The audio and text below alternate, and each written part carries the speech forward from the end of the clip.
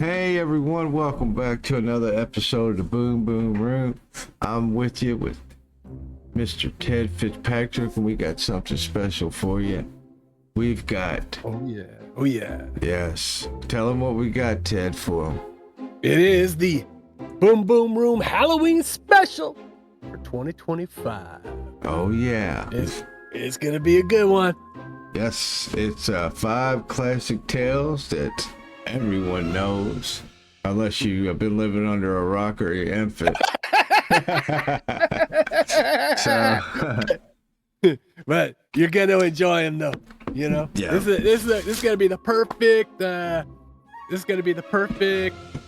video to just press play on while you're putting your Halloween decorations up or carving your jack-o'-lantern pumpkin. And so this is our happy Halloween special. Oh yeah. Of course, it was pretty well easy to pick, what we was gonna talk about. The classics. Yeah. A little bit. These are a little bit more well known than the stories that we cover on Whispers Across America. Which the Whispers Across America is a ton of fun because honestly, man, there's so many stories that I've never ever heard of. Yeah. And it's fun to go state by state like we've been doing and explore all these lesser known local regional spooky stories. And but it's cool that we're kind of switching it up a little bit and going with some well-known classics for people's Halloween listening pleasure. Oh yeah. But we're definitely, we tried to release it a week before Halloween, so it gives you time to listen to it all through the week 4 or 5 times, and even on Halloween night.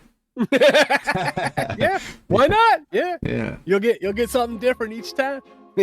Yep, you sure will. Yeah.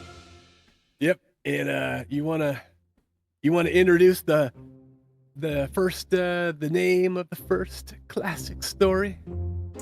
Yes, and you'll be going first, won't you, Ted? I will be. All right. Well, the first Halloween special story is a classic, and it's about Frankenstein.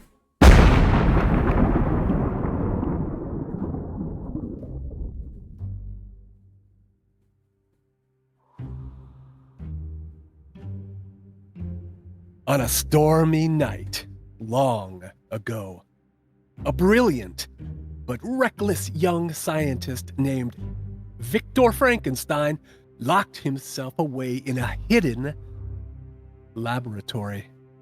Obsessed with conquering death, Victor stitched together pieces of corpses that he bought from grave robbers. By candlelight and lightning flashes from an storm outside, he whispered to himself that he would create life from death.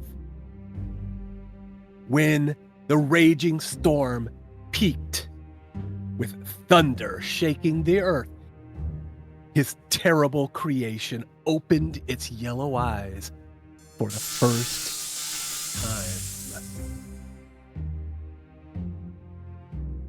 Victor had dreamed of glory, but instead, horror filled his soul. His creature was hideous. It was towering, stitched together, and ghastly pale. Victor fled away in terror, leaving his creation alone in the dark. Abandoned, the creature wandered the nearby forests and villages, shunned by all who saw it. Wherever he went, people screamed and drove him away with stones. Yet, on the inside, the creature longed for kindness, for family, for someone who could see him as more than a monster, At long last, the creature found Victor and confronted his maker. He begged Victor to give him a companion, someone like himself, so he would not be forever alone. Victor started constructing a bride, but he wavered, horrified at the thought of bringing another being like the creature into the world. When he destroyed his work before it could be finished, No. the creature's sorrow turned into rage. He vowed to punish Victor, not with death, but with loneliness and despair. One by one, Victor's loved ones began to die. His dear friend was found lifeless by a lake. His bride was strangled on their wedding night. Even Victor's family, innocent and blameless, could not escape the creature's revenge. Wherever Victor turned, grief followed, until his life was nothing but ashes and misery. Driven half mad, Victor vowed to hunt the creature to the ends of the earth. Across mountains and ice-bound seas, he chased the creature through snowstorms and frozen wastes. But the creature always stayed ahead, leaving taunting signs for Victor to find, as if daring his creator to keep going. In the end, Victor Frankenstein collapsed and died in the Arctic cold, consumed by his own obsession. His creature, finding his maker dead, wept bitterly. Though he had longed for revenge, he also longed for love, and now both were gone forever. With no reason left to live, he vanished into the ice and fog, swearing that he would end his own cursed existence. To this very day, when the wind howls across the frozen Arctic wastes, some say it carries the sorrowful cries of Frankenstein's monster, wandering forever in the dark. That's Frankenstein.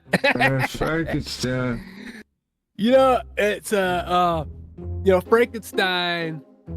Like if you go to a Halloween costume shop, you get the Frankenstein mask, right? Yeah. And everybody calls that monster Frankenstein. Yeah. Now, when reality, it was the mad scientist who actually brought the creature to life. His name was Frankenstein. Yeah. But I guess if you would consider the creature to be sort of the twisted offspring of Frankenstein, I guess maybe he was a Frankenstein. Yeah, it might have been him and just his lonely part of himself, that was just subconsciously him, being lonely and not quite, and figuring out when he's the size of a grown person, but he was childlike in the beginning. Yeah. He had to learn, and yet whose brain was in his whose brain was it in there? Yeah. Were there memories encoded in that brain, right? Yeah. But what do you think the main reason that Victor wanted to create the monster? You think he just wanted to create something to create it? Accomplishment? Or well, and it's scientists, they explore our existence, our physical existence, and perform experiments. to try to gain greater understanding, right? Yeah. So I think back when this story was written originally, electricity was pretty new on the scene. Uh-huh. And I think a lot of people, it's kind of like the same thing we do with AI these days, right? Uh-huh. We like to talk about, contemplate all the different things it could lead to. And back then, electricity was the thing. And people thought, oh well, maybe it could bring something back to life. Yeah, magical. Maybe yeah. yeah, maybe it could. But it's an interesting story, man. I mean, it's got the horrific elements to it with all the killing the creature does, but Why really was he killing? I mean, what was motivated him to kill? Because Victor, his creator, he begged Victor for a bride. He wanted Victor to create a female version of himself so he wouldn't be alone. And so it was revenge because Victor chose not to do that. And so his creature decided that he was gonna impose the same lonely existence on Victor, So yeah. But so you think to Frank, now some stories he does die, Frankenstein, doesn't he, the monster? And then some stories he doesn't, right? Yeah, I mean they've taken it all, they've taken creative license with the story over the years to have fun reimaginings of the tale. I just in my mind's eye, I know that he was afraid of fire from the older classic movies, right? All the villagers would have the torches, and it would be yeah. But that's it's a fun one for Halloween. It's a good one to watch too. The classic Frankenstein. They haven't made one in a while. I'm looking for them to make a new Frankenstein movie. I think I heard Guillermo del Toro.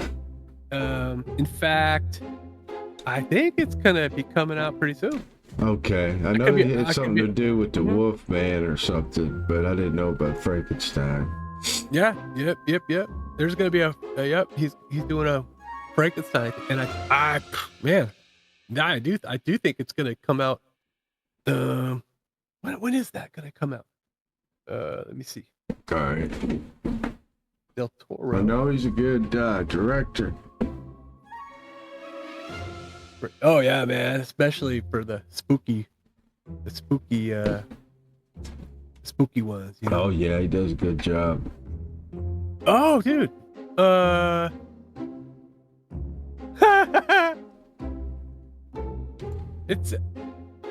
It says the initial. Oh. Okay. So it's gonna be streaming in early November. And it might have some releases in theaters before Halloween. Okay. So, yeah. Well, that'd be cool. Hopefully they'll get it out there for Halloween. So. But, yeah, it'll be in theaters, limited theaters. Roger that.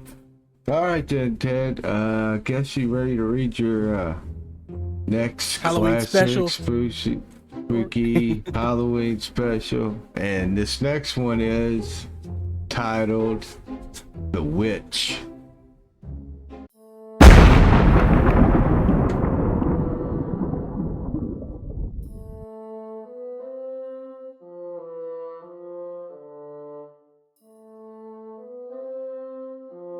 Long ago, in the dark forests of old Russia, the villagers whispered about a witch named Baba Yaga.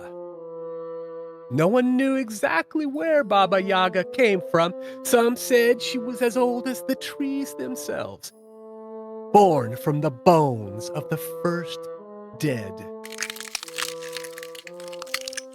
Others claimed she was once a cruel midwife who stole babies.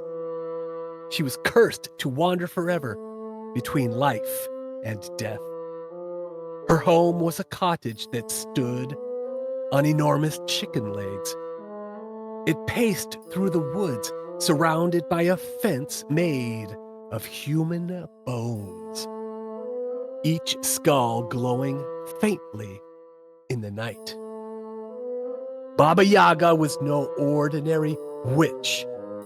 With her long iron teeth and a nose so sharp it scratched the rafters when she slept. She flew through the skies in a giant mortar, steering it with a pestle. She swept away her tracks with a broom. She was a trickster, sometimes granting wisdom, but more often punishing those foolish enough to seek her out. Always, Baba Yaga demanded a price. The old tales speak of Vasilisa the Beautiful, a young girl sent into the forest by her cruel stepmother. Baba Yaga gave her impossible tasks: spinning thread, cooking feasts, sorting seeds by candlelight. But Vasilisa carried with her a small magical doll, blessed by her mother's spirit, which helped her complete each chore. Baba Yaga, sensing a power beyond her own, grew angry, but kept her word, sending Vasilisa home with a skull lantern. By the eerie light of this skull lantern, the wicked stepmother and her stepsisters were burned to ash. But not all who faced Baba Yaga escaped. Villagers told of Ivan the Fool, who wandered too deep into her forest seeking riches. When Ivan failed to solve her riddles, his screams were never heard again, though the bones on her fence grew one skull richer. Children dared each other to walk the tree line of Baba Yaga's forest, swearing they saw her hut on chicken legs shifting in the shadows, waiting for another soul to stumble close. Some say that Baba Yaga is a remnant of the old Slavic gods, once a guardian of life and death, twisted into a monster by centuries of fear. Others believe she is the embodiment of the wilderness itself, wild, untamed, and merciless to those who disrespect it. Either way, she has walked through Russian folklore for 1,000 years.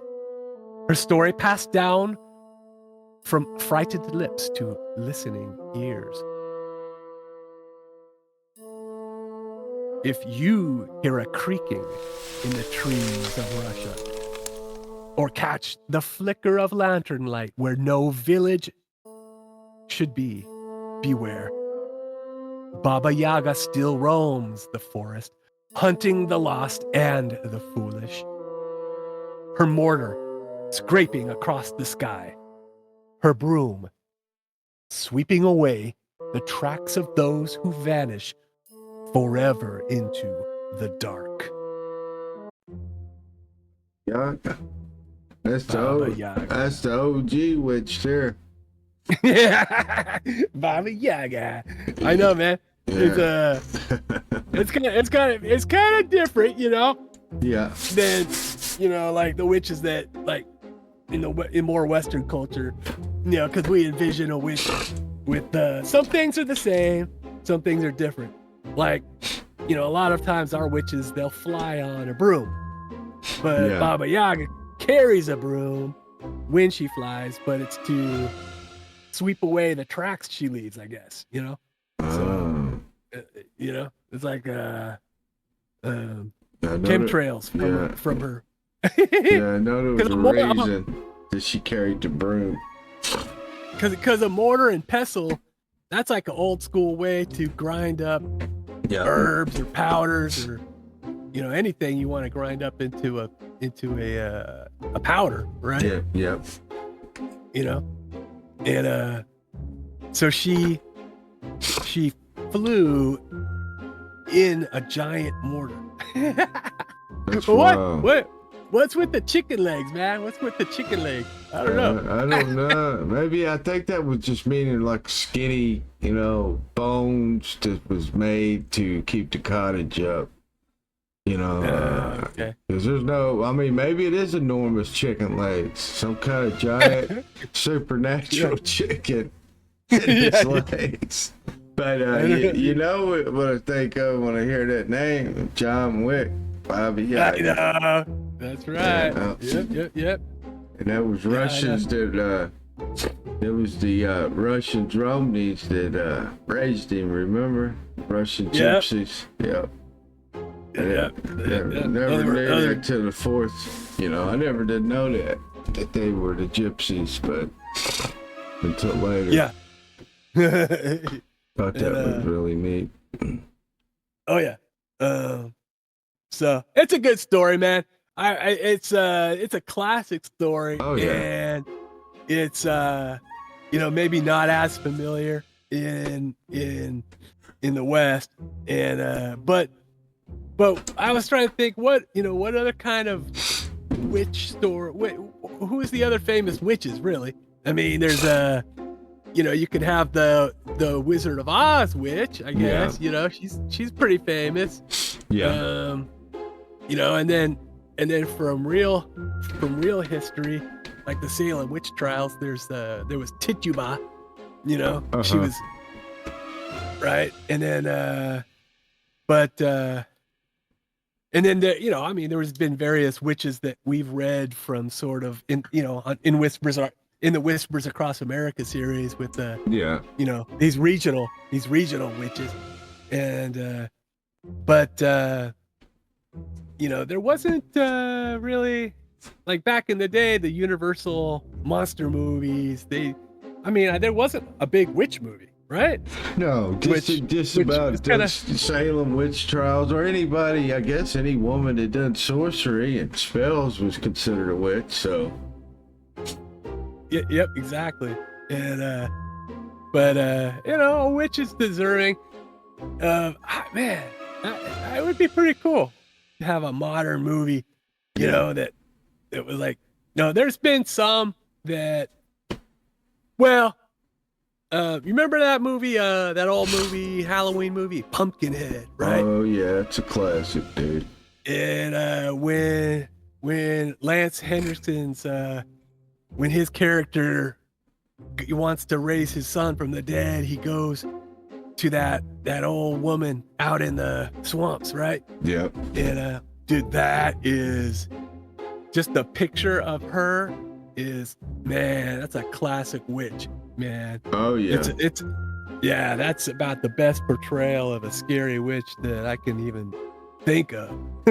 Yeah, that movie's classic, and you know, it was hard to find for a while, and now I think it's streaming on a few platforms now, but they might get it where you got to pay for it again. But if you haven't seen that movie, whoever's listening to this, you guys got to check that out. That's a Halloween classic. Yes. Yeah, after you listen to the Halloween special. yes. Make sure you listen. But but anyway, I guess I want to read my. Yes. So our third classic monster tale for Halloween special 2025 is titled "The Wolf Man."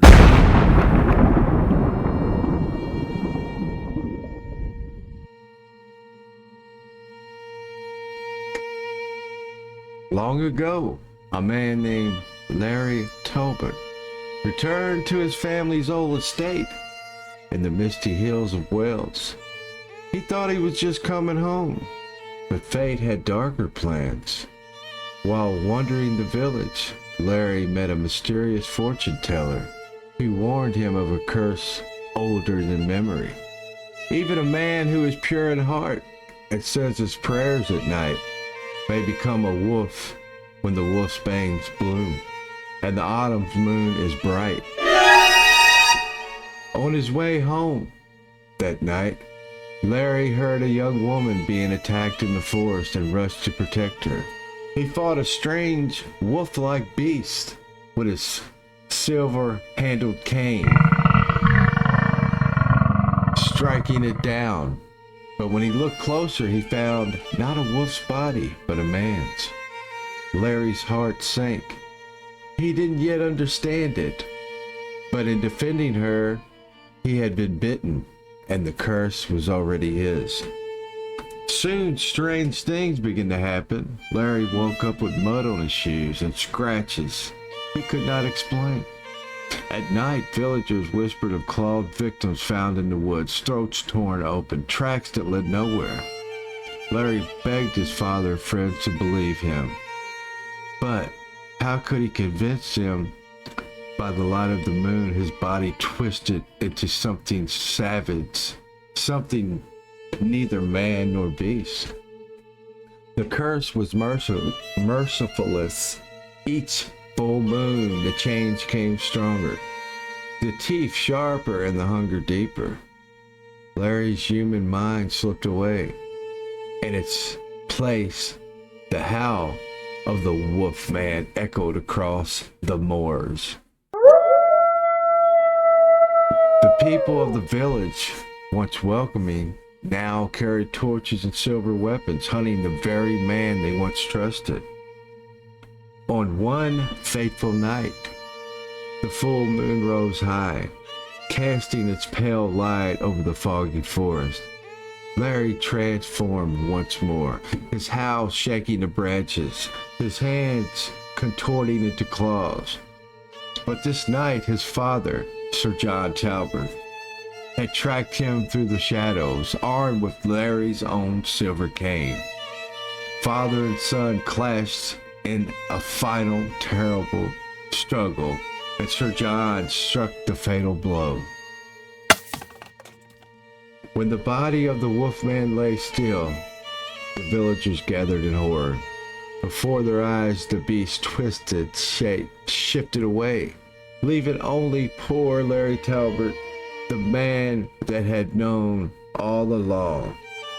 The curse was ended at a terrible price, and so the legend lingers. When the wolf bangs bloom and the autumn moon glows cold, beware the shadows, for the wolfman still howls in the hearts of men.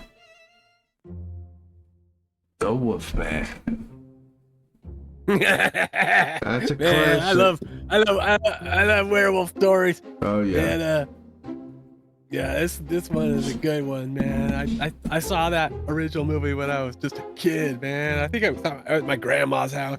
Yeah. It was so scary, man. So spooky. Oh man, yeah, it's a classic, dude. Yes. The mystery of the curse, and they've made a few of them since, you know, the original. They've made a lot of Wolfman movies, and some of them have been pretty good. You know. Yeah, yeah. And I was kind of wondering what, you know, because they had the fortune teller, man. She was Romany, right? Yeah, there's always The Gypsy's old- curse. Yep. Yeah. Yep. And it usually comes from, you know, them doing the Romneys bad, and you know, something to do with land. I don't know how the original story started, but it's always about, you know, doing something bad to the Gypsy people, or did most of them are, you know, are always the ones that the gypsies always the ones that get done bad, but there's some few stories that they're the people that, well, I mean, cursing's evil, anyway. But it's like a revenge story. It's always a revenge, or they end up going to the gypsy camp to try to get the curse lifted off. Either or. Yes. And man, there've been a lot of good werewolf movies. Yeah. It all kind of started with this OG one though, Larry Talbot, and it's interesting that the curse said that the wolf's bane blooms and it's a full moon. Yeah. So I don't know what time of year wolf. It must be the fall, maybe. Yeah, probably the autumn. When wolf, when it actually blooms, but it's supposed to drive away the werewolf. I thought, but yeah, that's a good. Yeah, that's a good one. It is a good one. Did you see that latest that Wolfman movie? I did. Yeah, that's pretty good. What did you think about it, honestly? Well, no, I mean, I thought it was decent. Yeah, it was decent. Yeah, me too. It was yeah, it wasn't, it's been a while since there's been a real good one. yeah. I think that, I'll say this before we move on. I think the American Werewolf in London is, and Howling. Yeah, and Howling. The original Howling. Yeah. That scared me. I think they've done such a good job, on, wow. I think with those, well, especially with American Werewolf, that one actually had the comedy in it and the horror, which is always a good mix, definitely. But yeah, I won't get in talking about Dogman or nothing, but that Wolfman is spooky and scary as shit. Definitely.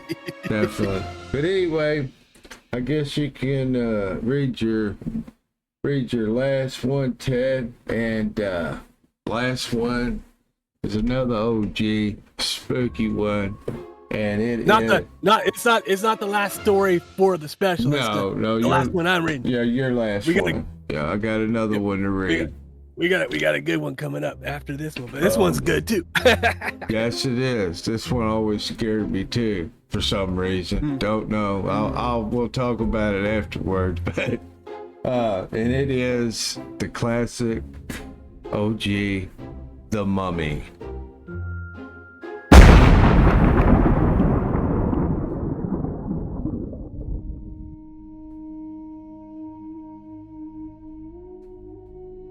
It began in the burning sands of Egypt, where British archaeologists uncovered a tomb sealed for thousands of years. Inside lay a mummy, wrapped tight in ancient bandages, cursed with hieroglyphs warning all who dared disturb his rest. One eager young man read aloud the forbidden scroll that was buried with the mummy. And the dead man's eyes opened.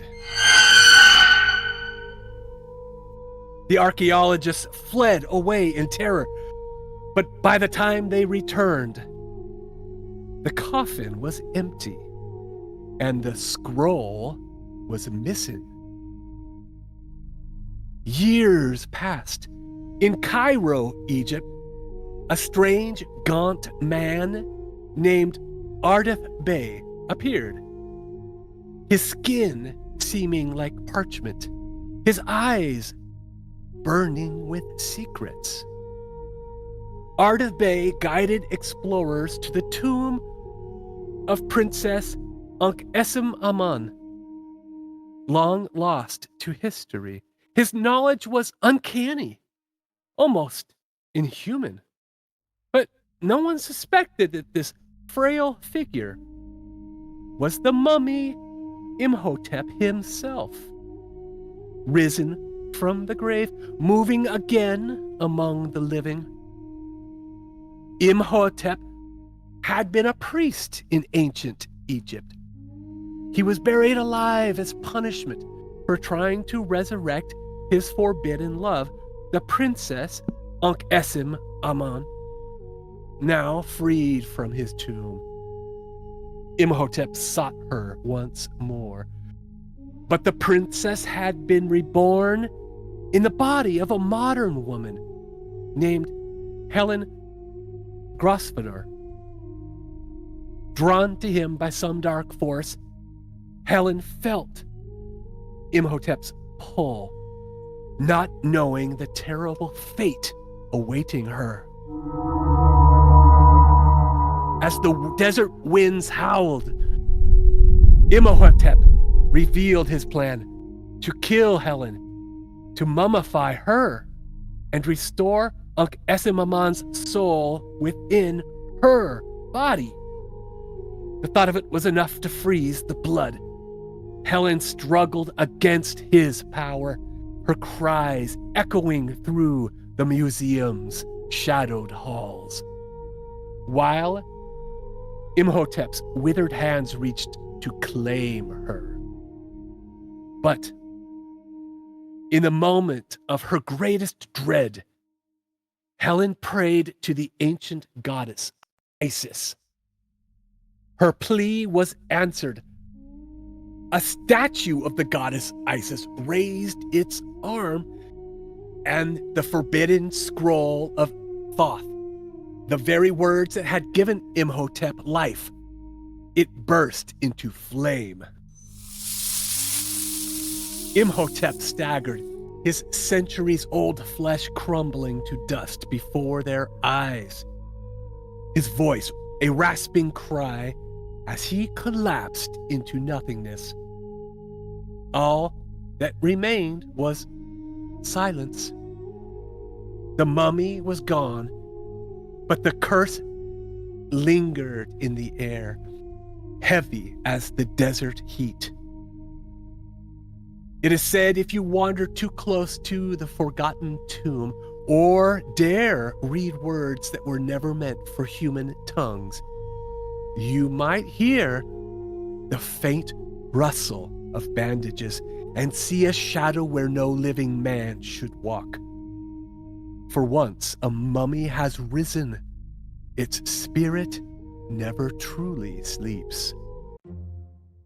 Hey. The mummy.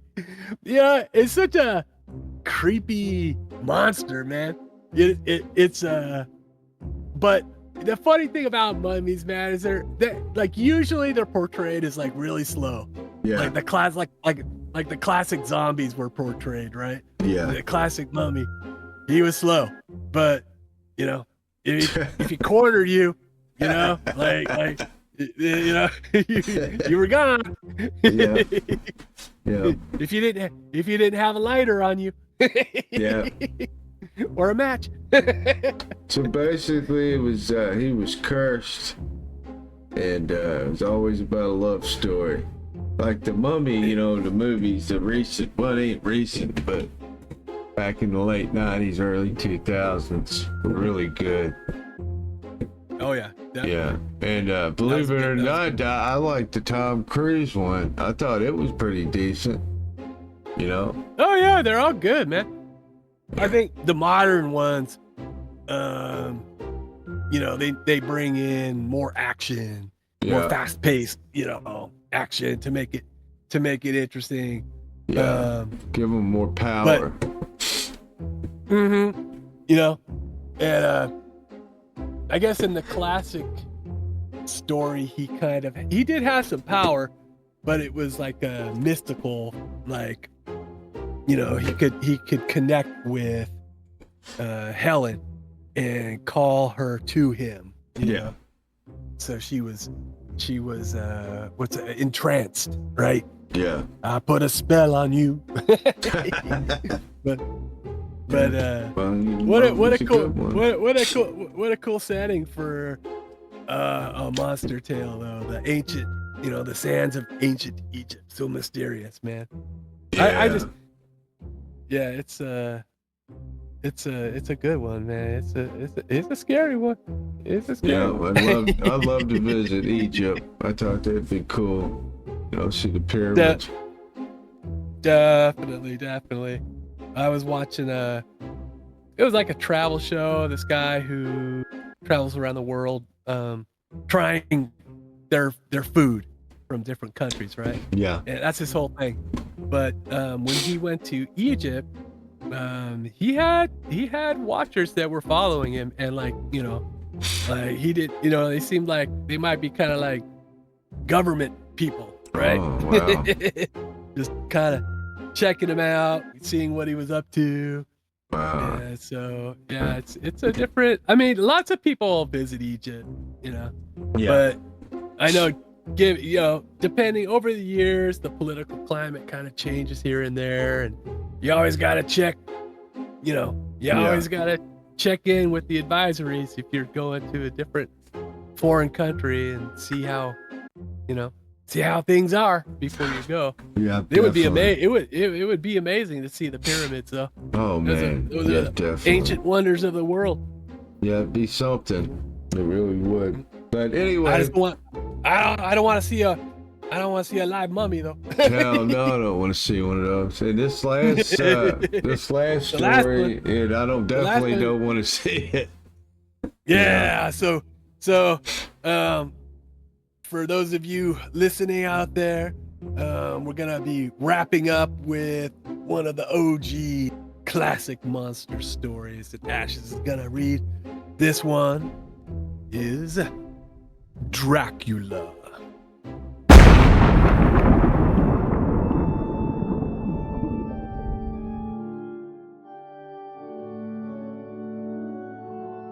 Long ago, a young English businessman named Jonathan Harker traveled deep into the mountains of Transylvania to meet a reclusive nobleman who wished to buy property in England.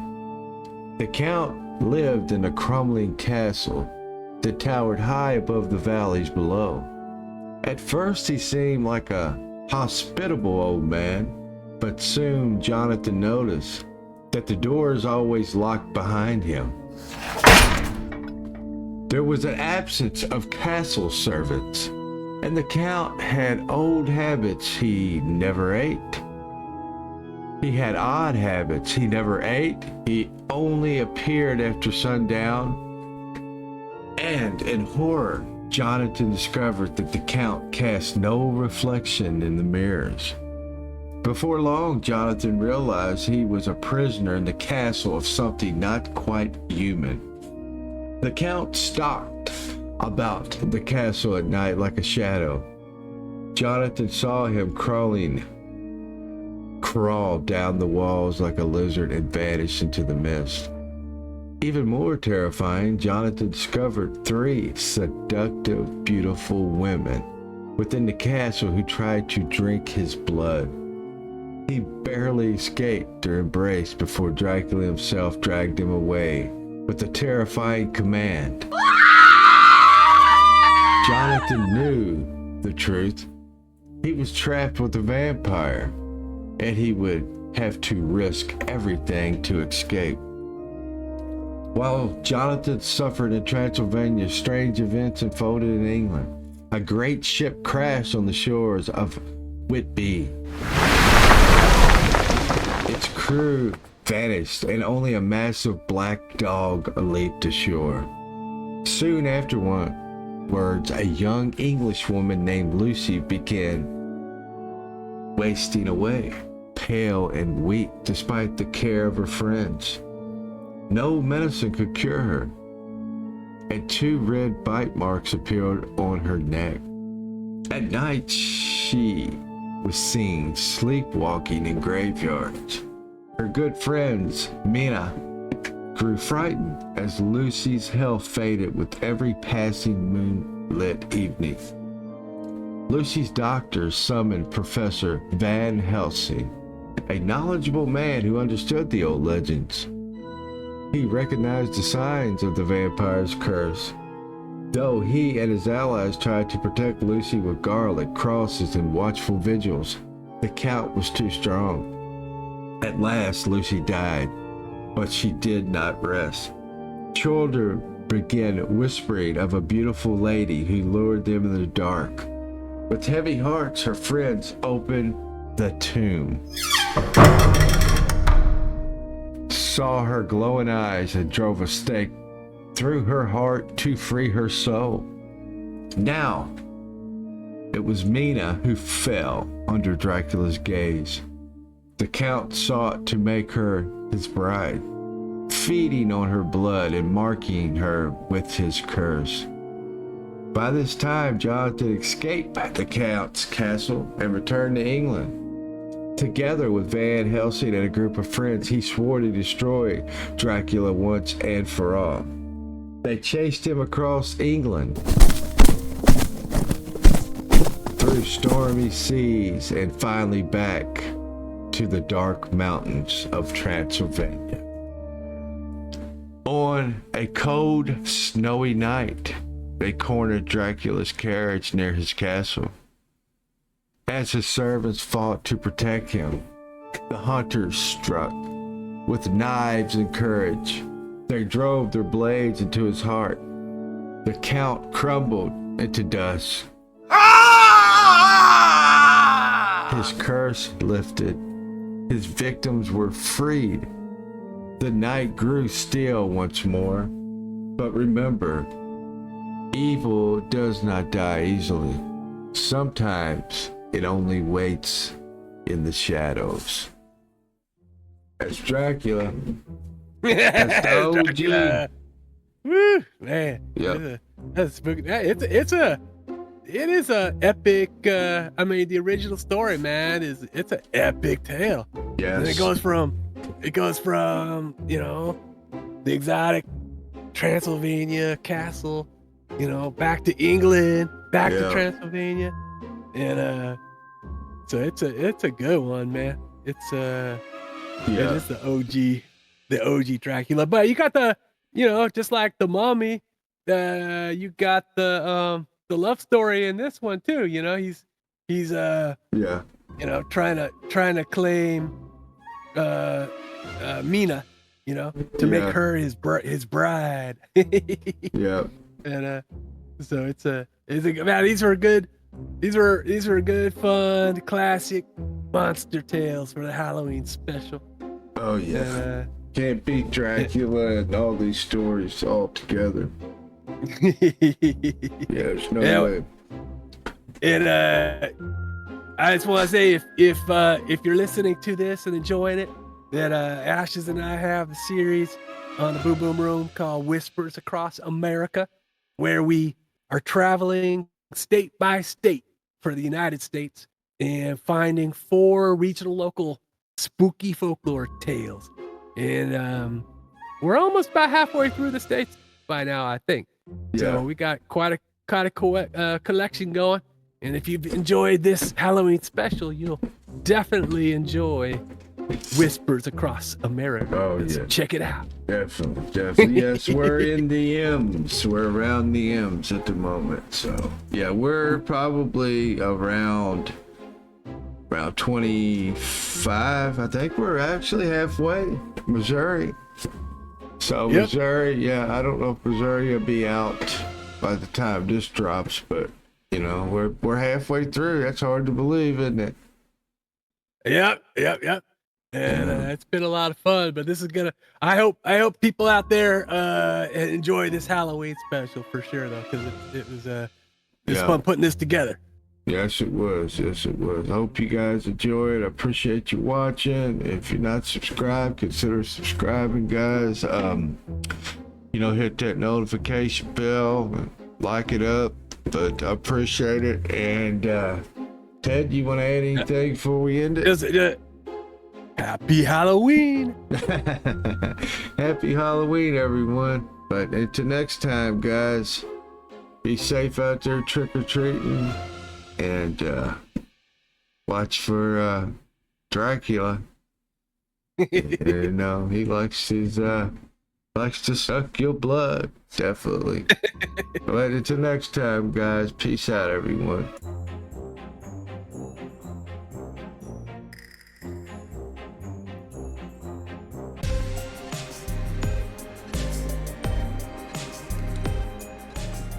Thanks for listening to our Boom Boom Room Halloween Special 2025. If you like spooky stories, you'll love Whispers Across America, available right here on the Boom Boom Room YouTube channel.